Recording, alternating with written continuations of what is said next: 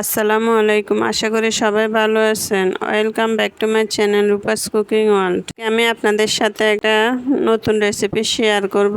এটা গোলাপজাম মিষ্টি। এটা বানানো খুবই সহজ। এটা ঘরোয়া উপকরণে আপনারা ঘরে বসে মিষ্টি তৈরি করতে পারেন। সেই রেসিপিটাই আজকে আমি আপনাদের সাথে শেয়ার করব। করি আপনাদের ভালো লাগবে।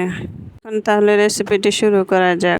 মিষ্টি বানানোর জন্য প্রথমে আমি শিরাটা তৈরি করব। প্রথমে একটা পাতিলে নিয়ে নিচ্ছি মেজারমেন্ট কাপে 2 কাপ চিনি, 4 কাপ পানি, 3টা এলাচ ফেটিয়ে দিয়ে দিচ্ছি। এখন ঢাকনা দিয়ে চুলায় বসিয়ে দেব।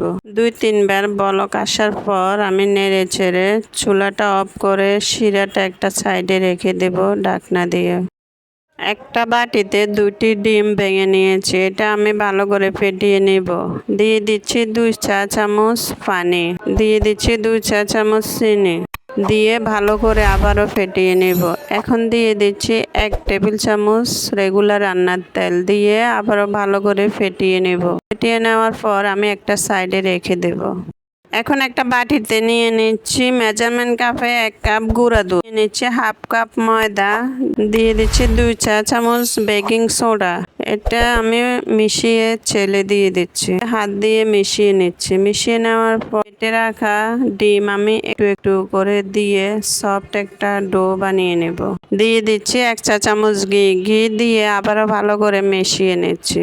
ডোটা রেডি হয়ে গেছে। এখন অল্প অল্প করে ডো নিয়ে আমি মিষ্টিগুলো বানিয়ে নিচ্ছি। আপনারা চাইলে লম্বা লম্বি ভাবেও বানাতে পারেন, গোল গোল করেও বানাতে পারেন, তাতে কোনো সমস্যা নেই। চুলায় পরিমাণ মতো তেল গরম করে নিয়েছি। মিষ্টিগুলো একটু সময় ধরে ভাজতে হবে। আমি লো হিটে উল্টে পাল্টে ব্রাউন কালার করে ভেজে নিয়েছি।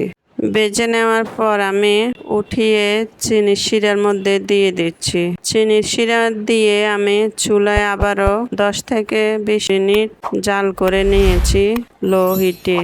মিষ্টিগুলো রসটা চুষে নিয়েছে, দেখে বুঝতে পারছেন টসটসে হয়েছে।